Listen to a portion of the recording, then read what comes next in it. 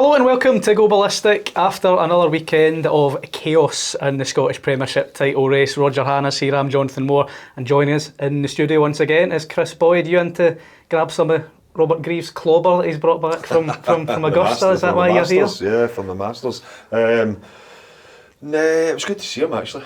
He had a rough week last week, didn't he? When he was out. Gnomes, yeah. He's back with a couple of gnomes. The thing is, was he really at the Masters? I mean, when he told us all he was going, he's like, I'm going to the Masters. You'd think he would at least have won it on Thursday, Friday, Saturday, Sunday. He went to Monday, Tuesday. He'd have been better staying because all the drama was in the Scottish Premiership at the weekend. Yes, you're right, friend. You're right. What a weekend, eh? It was indeed. So let's start with that mad game yesterday. 9 goals, Falkirk v Rangers. Epic game. The Rangers staring down the barrel of a result that would have had many people saying their title challenge might well have been over at that point. But they rallied. It's a team that's faced so many questions about this mentality, having the minerals, the desire. Did they really answer some of those questions yesterday, finally? Yeah, they did. But it was their own fault. They got themselves into the situation to start with. I thought they started the game really, really poorly. Credit to Falkirk. They were on the front foot. Scored a couple of good goals. And you felt as if that there was only going to be one outcome. You felt as if the trend that has happened over the season so far, with the only one weekend that the three of them have won, was going to continue. But Rangers, I thought the goal just before half time was huge, and then the second half, I thought they were excellent. Bojan Miovski came on at half time. I wrote in my column at the weekend regarding strikers and they need to step up. Lawrence Shankland done that for Hearts, but I felt as if Bojan Miovski on Sunday. Looked as if, right, okay, I'm here, I've arrived, I'm ready for the run-on. I thought his second half performance was excellent. Liking the play, holding it up, obviously getting in the areas to score goals. Really, really good strikers performance. Also, I thought the decision to move Nico Raskin forward had a big impact in the game as well. It's not an obvious substitution at half time. Mikey was clearly carrying the injury. Daniel said that on Friday. Ineffective in the first half. The likes of Ant-Man, Bajrami, guys like that were on the bench. He could have had a like-for-like replacement. He didn't. He changed it. He put Miovski up with Jermiti, a couple of tweaks as well, and it paid off handsomely. Yeah, but I think when you watch the game, Rangers there was a few times in the first half they tried to get the ball down and play it. They just couldn't do it. They couldn't get to grips with the surface. The second half, it was a bit more direct. They went forward, but they had bodies up there. Not only the two strikers, but they had people running forward to try and get in contact with them. As I said, Nico Raskin I thought was excellent in the second half. His goal was a fantastic finish. But so I felt as if Rangers, that goal just before half time changed everything, because Falkirk had been that far ahead. And then all of a sudden you're going in at half time, just that one goal advantage. Rangers came out and that was done inside seconds of the second half, and then they were able to kick on from there. I think going to Falkirk and Sunday, a lot of Rangers fans would have been a little bit sceptical of the fixture. But Rangers have scored 6 goals. Yeah, they've conceded 3, but scored 6 goals. That's 14 goals now in the last 3 games. They are scoring goals. When was the last time they did that, Jonathon? February.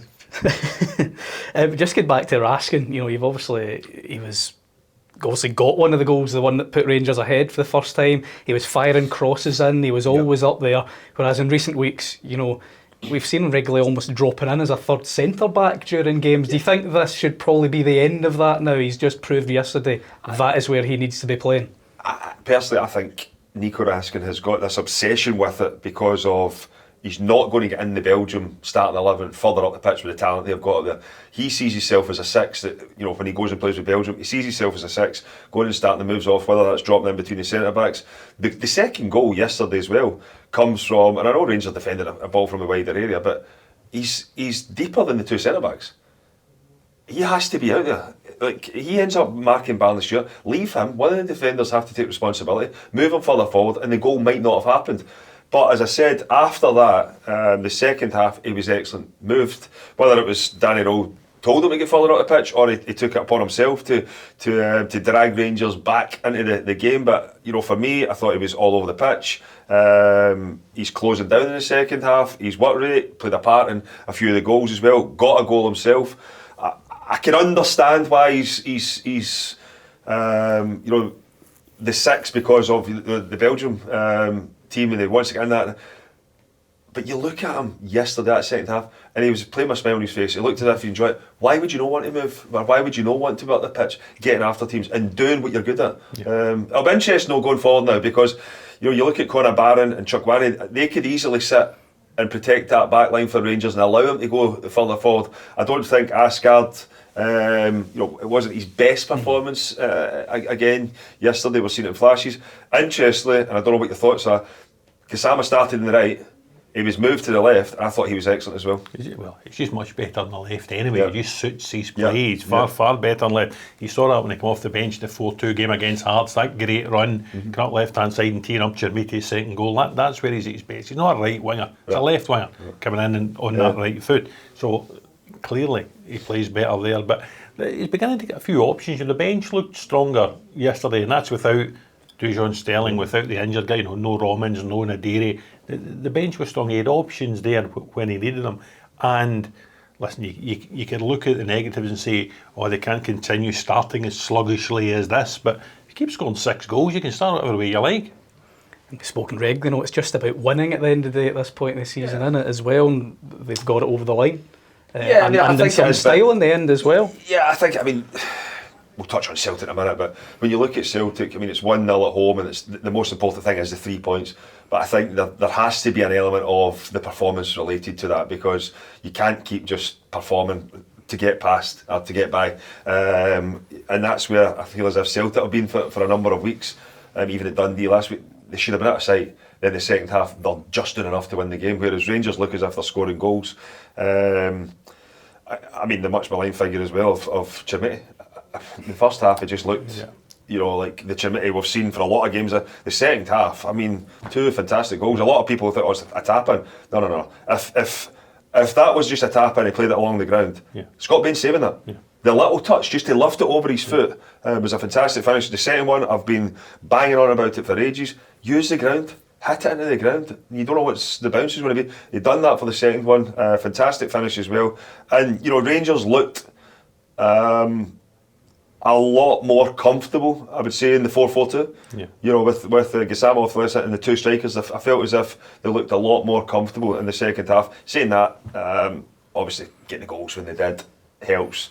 But overall, yes, a little worry at the start. And you felt as if Falkirk were by far the better team, but Danny Rowe will come away from that game saying, no, my team have got, especially going away from home, my team have shown character to come through that. But again, as everybody keeps saying, it's 5 cup finals for the 3 teams. Certainly whetted the appetite for the last day of the season going back to Falkirk. The Rangers' first top flight win at Falkirk since 2009. You scored. Shows you how long ago that is, Jonathon. You'd still be at school. I was actually, yes. Yes, I was indeed, yes. You kept back 5 or 6 years? Aye, very good. Moving on. Well, a point of contention there. A couple of points of contention in this game as well. Any issue, obviously the ball in or out thing, probably nothing really VAR could do. Nothing conclusive either way in that one.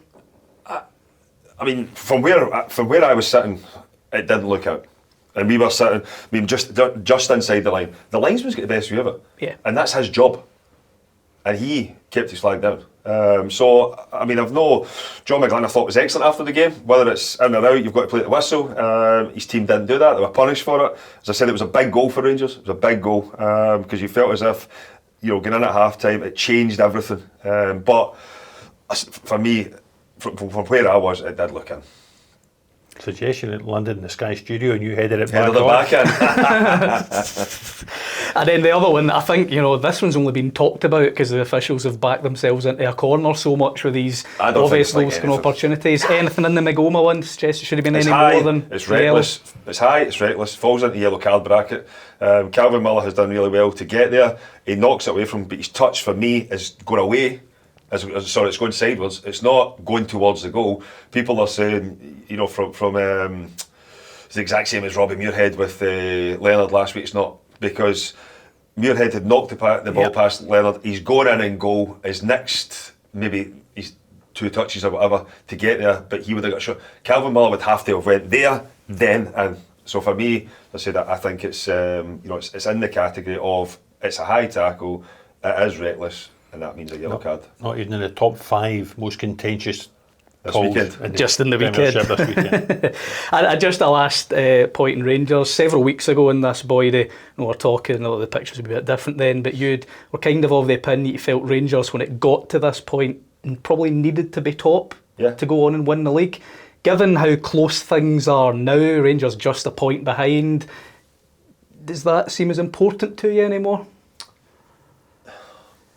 No, obviously they can't go into the split. Well, exactly. Now, so there's not really anything they can do between. I mean, they've won their games. You can all you can do is go and win them.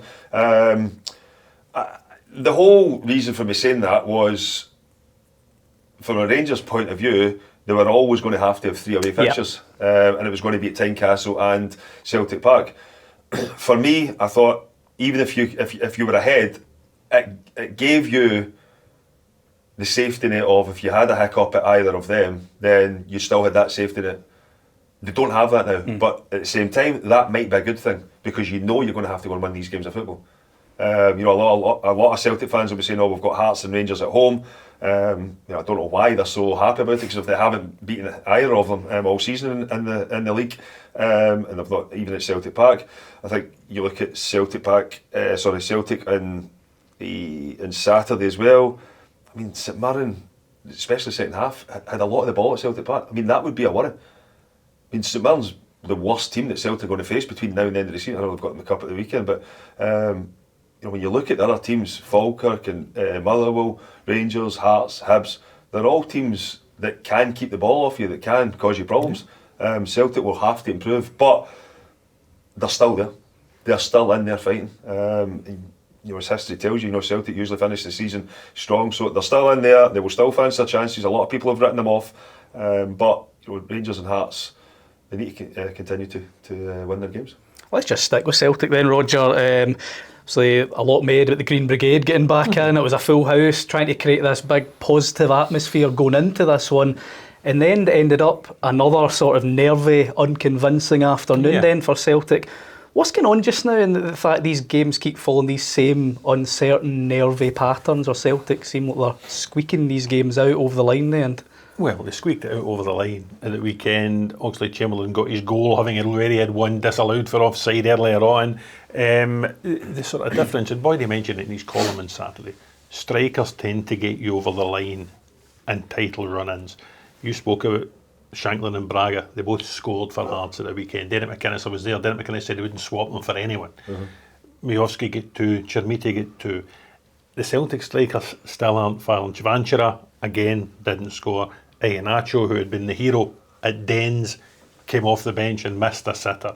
Maeda looks miles off it at the minute.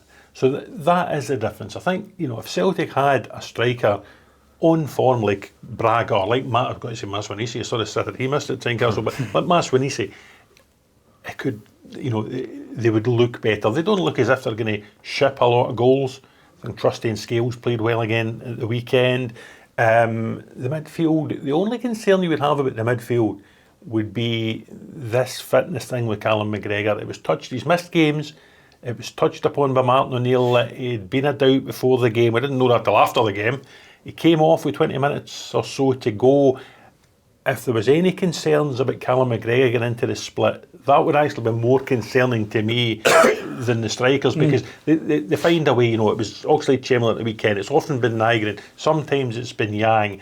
You've seen Tenekti do it from time to time. They can get a goal from the defenders, so they can sort of make do and mend.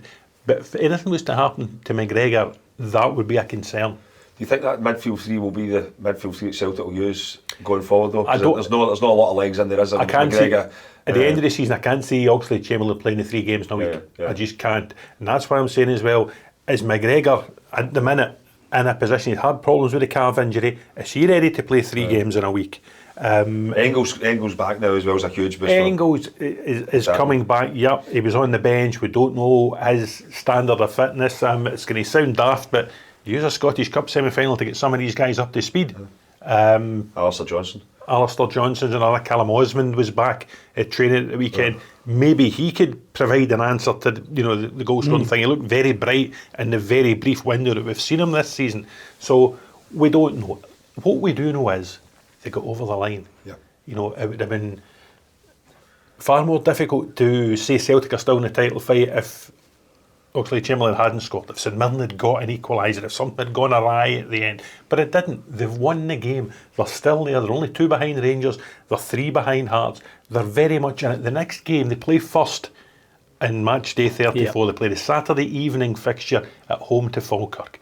You would expect them to win. That would put them above Rangers and take them close to Hearts. And then on the Sunday, Rangers have got Motherwell, always awkward. I saw Motherwell at Tynecastle on Saturday. They were terrific. And Hearts have got that Derby at Easter Road, Jonathon. Yeah. We talk about Celtic sort of just getting over the line. You look at the teams they've been doing that against, St Mirren, Dundee, the 2 recent ones, 2 teams in the bottom 6.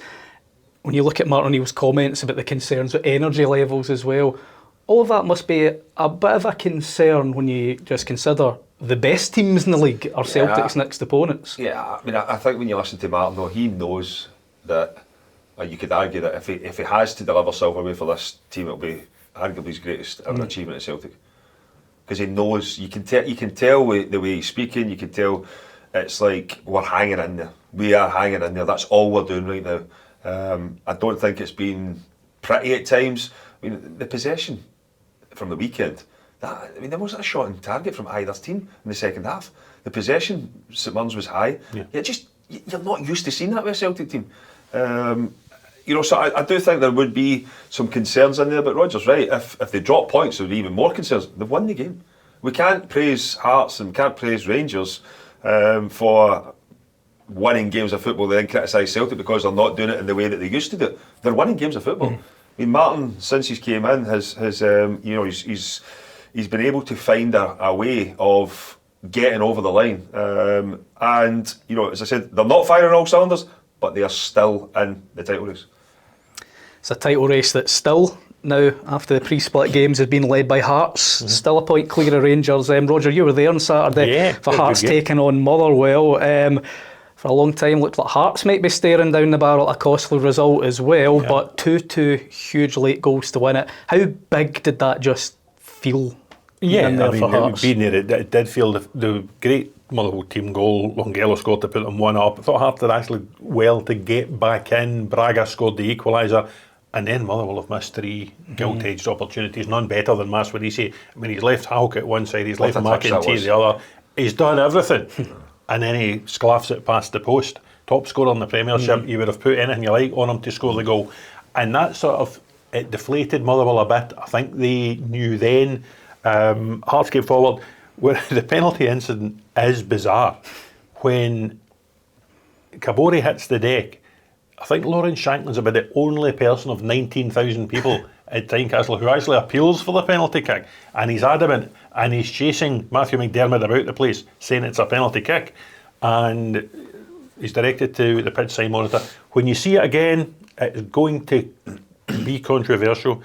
I think there's a rule that if your head's on the ground and you try and play the ball with your head in the ground, it's an indirect free kick against you for dangerous play. Playing in a dangerous manner, yeah. I don't think his head's not on the ground. His head is up in the air. He tries to head it. Stephen Welsh kicks him in the back of the head. And as Derek McInnes said on Saturday night, it's not often you get kicked in the head and you don't get a penalty.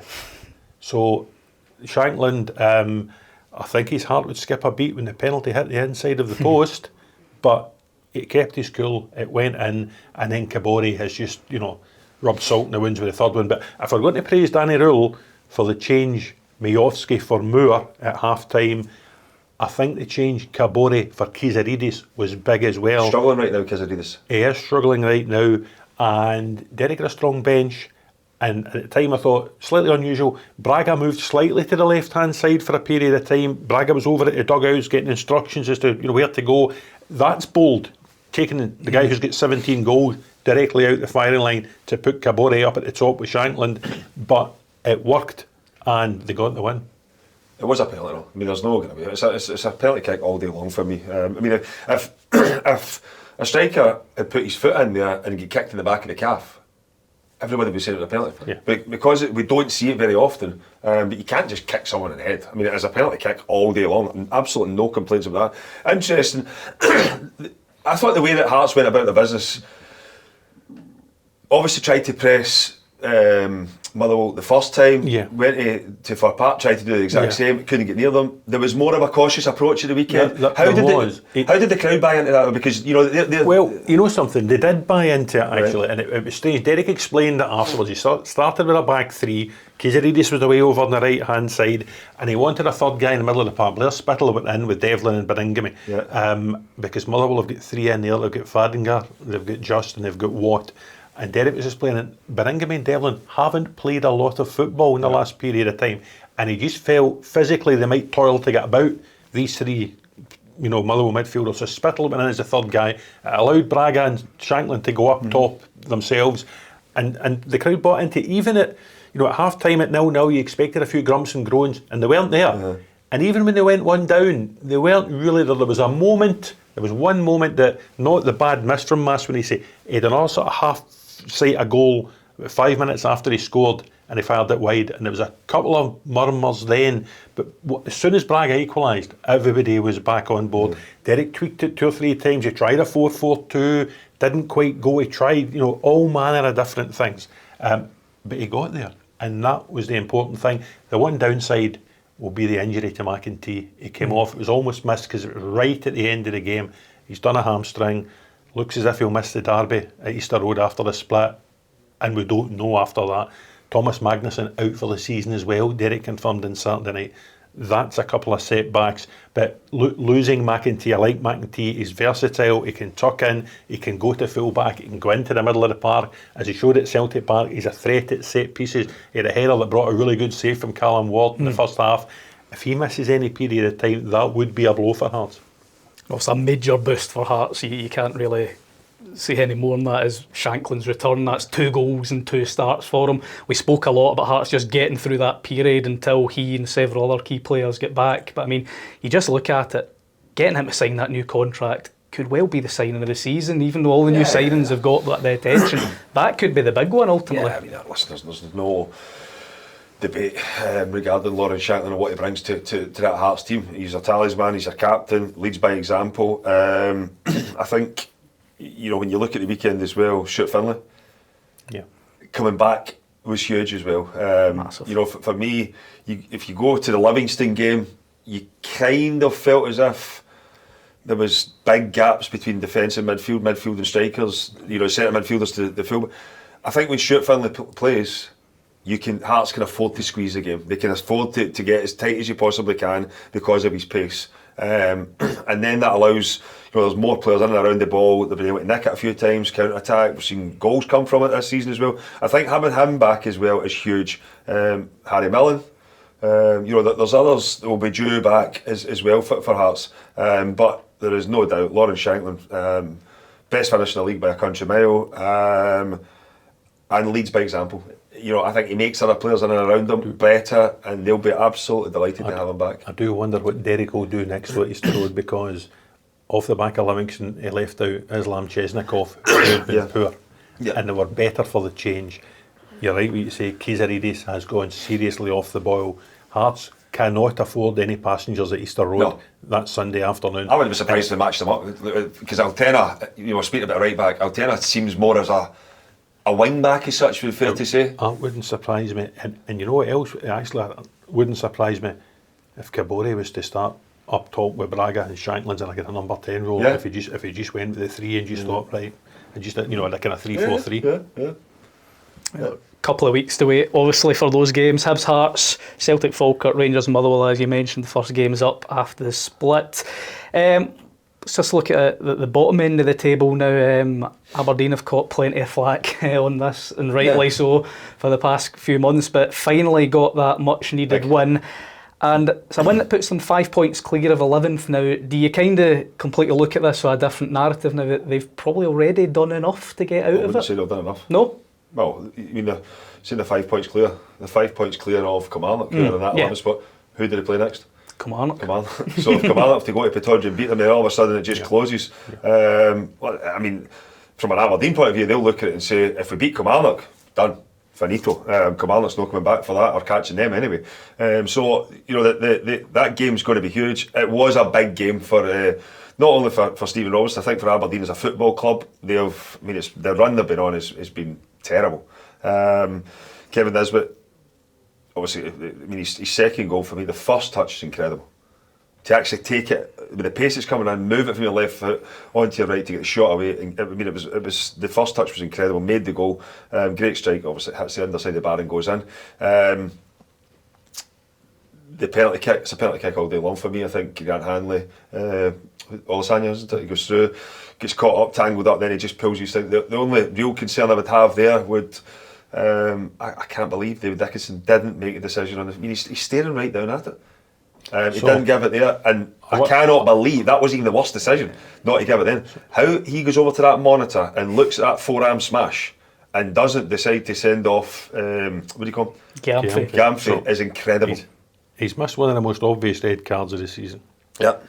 He's missed Kevin Nisbet's second goal. Yeah. Which was very nearly in the sea, never mind in the net.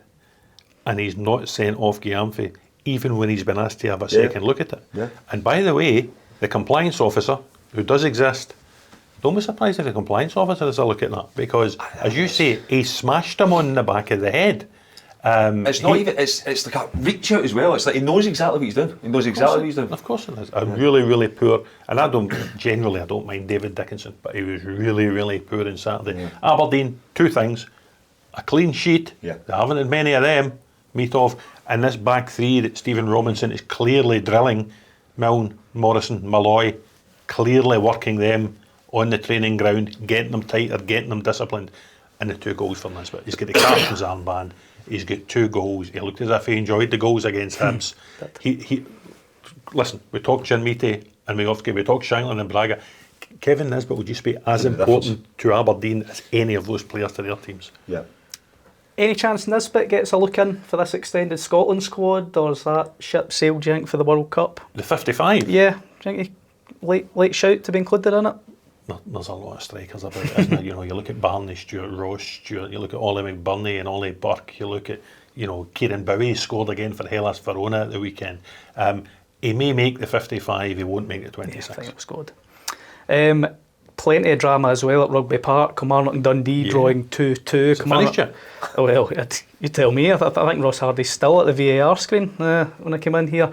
But VAR chaos. A real entertaining game, plenty of goals, but everyone once again is talking about VAR. 8 minutes it took, I think it was, before the final decision. Neil McCann doesn't think it's a foul. Then there's talk of they couldn't get the lines drawn, so the referee had to go and decide the offside for himself, which if they can't draw the lines and decide it, how's he meant to do so with a naked eye, change the decision? All a big mess, wasn't it, that one? It was a terrible mess. Yeah. Listen, I think you could make a case that it's a foul. I don't think it's the worst foul at all. He's not getting anywhere near the ball. Whether that comes into your thinking, clearly it didn't with the officials at the weekend, but there shouldn't be an 8-minute delay. It doesn't matter what goes on. There shouldn't be an 8-minute delay. Whether it affected Joe Wesley taking the penalty, I don't know. What I do know is it's kept Kilmarnock in with a decent shout. If they lose that, Dundee get further away. Big point, on a day when Aberdeen have got further away. It turned out to be a big point for Kilmarnock. And the fight to avoid that relegation playoff place will be really good, because the 4 teams, I don't think there's much between Killie, St Mirren, Dundee and Aberdeen, and it's great that they'll just sort it out among themselves. I know it doesn't really apply, but you'd like to think the referees would have some common sense. You look at that, the ball in, as you say, he's not getting near. No, he's not near. I'm wondering, I've been saying it for weeks in terms of referees on the pitch making decisions. But to give the penalty to start with, surely in the back of your mind, right, you've got the safety net there. If I have missed something that's clear and obvious, I'm going to get bailed out here. To give the penalty, it was 2 players coming together. Yeah, hand, mate, but it's not. There's going to be contact in the box. That's what happened. Not every foul, not every contact has to be a foul. For me, I thought it was a poor decision to start with, and then the chaos with the VAR, with the machine not working. I think Stephen Presley was spot on. I don't think many people have got that much a gripe with VAR in terms of the decisions, and for me, if it's offside and things like that, I mean that's not even up for debate. But I think when you look at the equipment, I can understand why people are frustrated. But again, the clubs are paying for it. They're expecting better. Where do you then go and find money to get the equipment better, or up to a level where you're looking at it and saying there's no teething problems here? The only people who would pay for all the clubs. Yeah, they could go to the clubs and ask for more money. But I think everybody knows what response they would get if they asked the clubs for more money. Yeah. But for me, I think that it would be the referee to apply some common sense. Look at that there. I mean, what is it? 90 odd minutes. The ball's going in the box. It's over the two of them. Scott Wright has asked a question of the referee. He's went down, asked a question. The referee's bought it. But as I said, if it was a clear and obvious mistake, he had the safety net of being bailed out by VAR. Did you go? No, I never. I ended up. Was busy. I didn't go. I'm glad. It was 12 o'clock by the time I got home. You were late for your tea. I can't really let for that.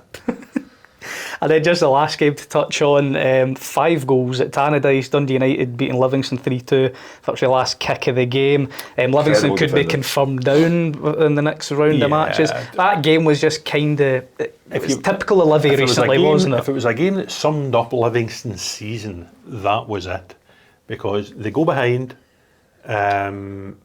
they managed to get themselves back in it. 2 really good goals by Lewis Smith. Somebody will sign him. If they get down, somebody will sign him and keep him in the Premiership. Good player. Yeah. And then somehow they still contrived to lose the game. Lose a sloppy equaliser at a set piece and a silly penalty. Brooklyn Kabongolo, the striker's not going anywhere. He's running away from goal, if anything else. He takes him down and Sapsford scores in the 93rd or 94th minute. Marvin Bartley said he's a real believer that you get what you deserve, and he felt they deserved that because of the silly things that they do. But it just summed up their season. They'll go down, and as St Johnstone found this season, it's not always that easy to come back up. There are other teams who will give you a challenge next season down there. Absolutely, and obviously the league takes a break this weekend. Scottish Cup semi-finals. Just a quick word on them. Falkirk Dunfermline, big rivalry clash that one. Then Celtic St Mirren again Sunday. Who are we thinking is going to be making up the final this season? Falkirk Celtic for me. I think Neil Lennon's done a terrific job at Dunfermline. They will still have. You'll be looking at it saying that they'll still got a chance to come up the playoffs. If they can navigate their way through that and get a crack at the team that finishes 11th, they will. We've seen them perform. They've beaten Hibs. They've beaten Aberdeen as well. So we've seen them perform, but I don't think they'll have enough to beat Falkirk. For 20-25 minutes in Sunday, I was really impressed with Falkirk. I think when you go through their team as well. Not only, Barnley Stewart's the one that gets the headlines because of it, but when you think of the players out there, Calvin Miller, I thought Tate and Spencer in the middle of the pitch do really well. Lisa, for me, he's excellent. He's been terrific. He's really Donaldson, boy, Henderson. Scored the second goal. Good finish as well. Brilliant finish. So there is Brojo. So there's players there that I just feel as if they'll have too much for Dunfermline. The other one I think is probably closer to call than the Falkirk Dunfermline one. I do expect Celtic to get through. I don't expect them to go and absolutely thrash St Mirren. St Mirren, they'll have a new style of play now as well, aren't they? They want to go on the ball, they want to dominate it.